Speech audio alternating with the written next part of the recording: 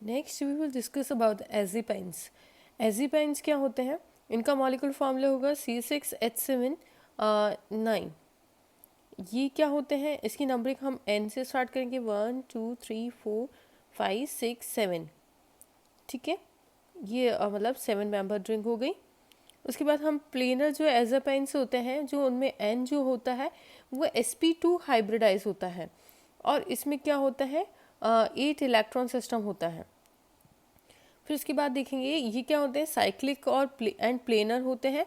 4n pi electron के साथ जो क्या होते हैं, एंटी एरोमेटिक करेक्टर शो करते हैं, और ये क्या होते हैं, ये लीस्ट स्टेबल होते हैं। इसके बाद हम देखेंगे 10 azepines and its tautomers exist in non planar conformations, जिसमें क्या होता है, board conformation 1 atom with sp3। इसमें क्या होंगे, जो टॉटमर्स होते हैं वो एग्जिस्ट करते हैं नॉन प्लेनर कन्फर्मेशंस में, जिसमें स्पेशली है बोर्ड कन्फर्मेशन, और इसका जो एक एटम होता है वो sp3 हाइब्रिडाइज होता है। ये जो कंपाउंड होते हैं ये क्या करते हैं, हकल रूल को फॉलो नहीं करते हैं, जो जिसकी वजह से क्या होता है, जो एजापाइन्स होते हैं वो नॉन एरोमेटिक कंपाउंड होते हैं।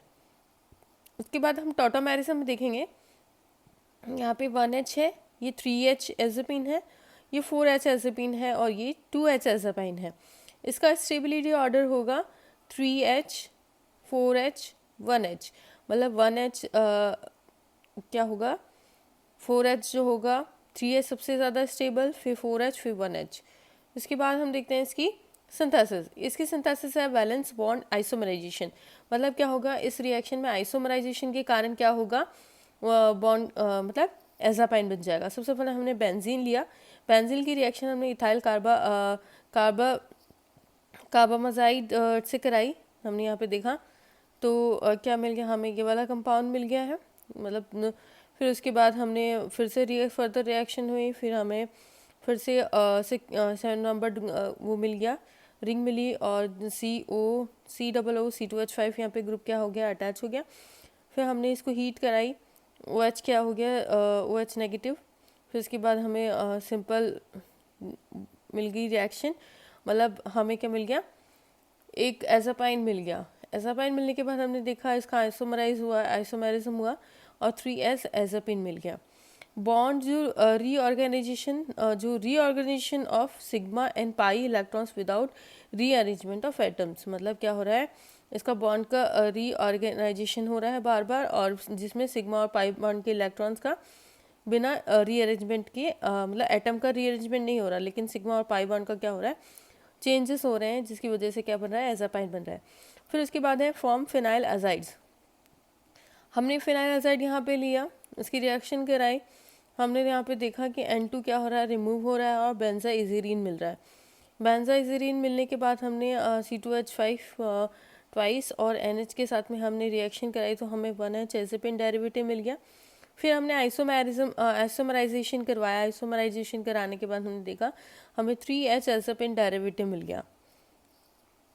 फिर उसके बाद हम देखेंगे फ्रॉम नाइट्रोबेंजीन। सबसे फर्स्ट हमने देखी, हमें मिल गई फिनाइल अजाइड्स के साथ में। फिर उसके बाद हमें मिला कि हाँ, नाइट्रोबेंजीन से भी क्या कर सकते हैं, हम एजापाइन बना सकते हैं। उसके बाद oxygenation of nitro by tributyl phosphine. हमने यहाँ पे देखा नाइट्रोबेंजीन लिया, हमने नाइट्रोबेंजीन लेने के बाद हमने रिएक्शन कराई ट्राईब्यूटाइल फास्फीन से। फिर हमने न्यूक्लियोफाइल एडिशन हुआ, यहाँ पे हमने कराया, फिर अल्कोहल के साथ रिएक्शन कराई, यहाँ पे न्यूक्लियोफिलिक एडिशन हो गया। फिर हमने देखा यहाँ पे एजापाइन मिल गया। फिर हमने वापस से हमने इसका रीअरेंजमेंट कराया, तो हमें 2-एल्कोक्सी 3H एजापिन मिल गया। उसके बाद हमने देखा इसकी रिएक्शन, इसकी थर्मल रिएक्शन हमने देखी, तो हमने देखा कि N कार्बो इथॉक्सी 1 हैज़ा एजापाइन, जो हमने इसकी रिएक्शन कराई 200 डिग्री सेंटीग्रेड में, तो N फिनाइल कार्बामेट मिल गया। फिर हमने देखा रिंग